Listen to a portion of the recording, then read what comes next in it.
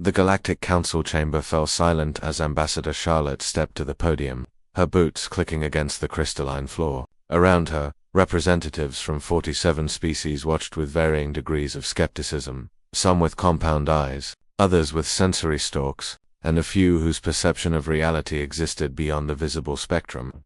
The human delegation requests immediate reclassification, Charlotte announced, her voice steady. We formally petition to be upgraded from Category 3 Sentience to Category 7 Predator class. The chamber erupted. The Vrexian ambassador's translator screeched with laughter. Preposterous. Humans are soft-skinned bipeds with no natural armor, no venom, no claws. You are clever tool losers, nothing more. Charlotte's jaw tightened, but her expression remained diplomatic. We are requesting this reclassification for the safety of other species who may underestimate us.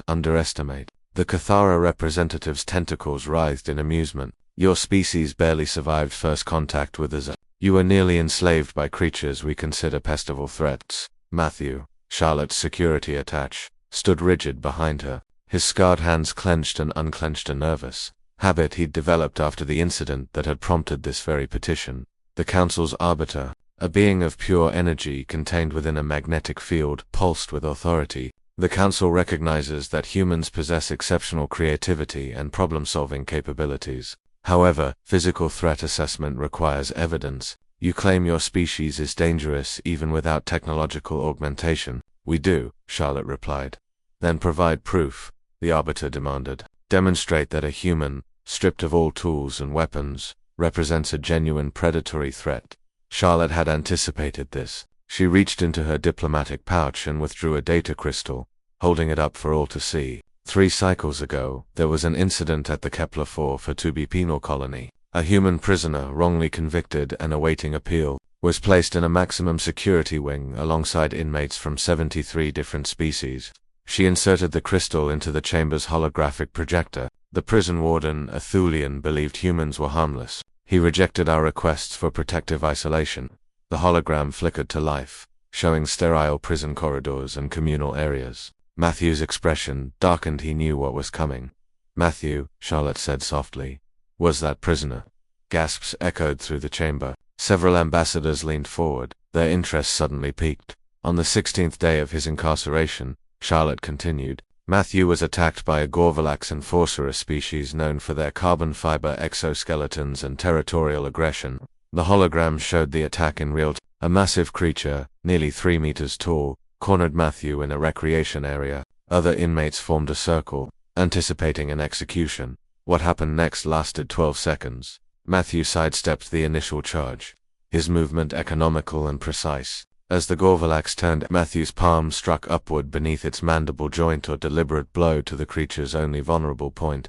The Gorvalax staggered. Matthew swept its leg, and as the creature fell, he drove his elbow into the breathing aperture on its thorax. The Gorvalax stopped moving. The council chamber was silent. That, Charlotte said, was Method 1. Over the next hour, Charlotte played surveillance footage from various incidents. The prison's security AI had catalogued each encounter, each survival scenario where Matthew had been forced to defend himself against species that considered humans easy prey.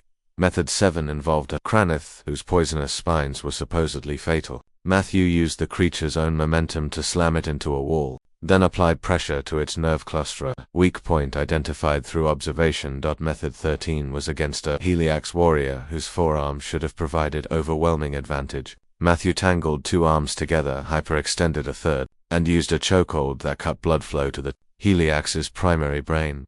Method 23 demonstrated how Matthew incapacitated a crystalline-based lifeform by exploiting harmonic frequency on the ground in a specific rhythm that shattered its structural integrity. By Method 30, several council members had left their seats. Moving closer to the holographic display, the Vrexian ambassador's translator had stopped laughing. But 47 was the most disturbing. A pack of 6 Rendari hunter species bred specifically for violence had cornered Matthew in a maintenance tunnel. The surveillance showed a 3-minute fight in near darkness. When it ended, Matthew stood alone, breathing hard, covered in ichor that wasn't his own. The hologram faded. Each encounter, Charlotte explained, was analyzed by the prison's AI. 47 distinct killing methods, each adapted to different species. Matthew had no formal combat training before imprisonment. He learned by observation, by necessity. by the simple fact that humans evolved as persistence hunters on a death world. She paused, letting the weight of her words settle. We don't have claws, but our hands can apply over 400 newtons of grip strength. We don't have venom, but we understand leverage, pressure points, and how to disrupt biological systems. We don't have armor, but we have endurance, pattern recognition, and creativity that transforms anything, including our own bodies, into weapons. The Arbiter's energy field crackled. This human survived a maximum security prison for 3 cycles. Yes, Charlotte confirmed. The warden eventually granted protective isolation after inmates began refusing to occupy the same wing as Matthew. They called him the Soft Death. Matthew finally spoke, his voice quiet but clear. I didn't want to hurt anyone, but they wouldn't stop coming.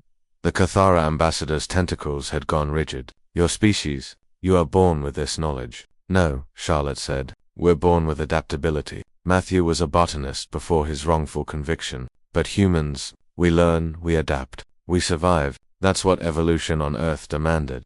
The council deliberated for 7 hours. When they reconvened, the Arbiter's announcement was formal and absolute. The Galactic Council grants humanity's petition. Reclassification to Category 7 Predator class is approved. With additional notation, extreme caution advised when engaging humans in close quarters scenarios. Tool use is supplementary to threat level, not definitive. Charlotte nodded respectfully. Matthew remained still, remembering 47 moments he wished he could forget. As they left the chamber, Charlotte placed a hand on Matthew's shoulder. It's over now. You're going home. Matthew looked at his hands, botanist hands that had learned too much about survival. They'll understand now. They'll be careful, Charlotte replied. That's what we needed. Not fear, just ... respect. Behind them, the council chamber buzzed with urgent conversations. Across the galaxy, diplomatic protocols were being rewritten, and humanity's entry in the threat database was being updated. The soft bipeds from Earth had finally made their point.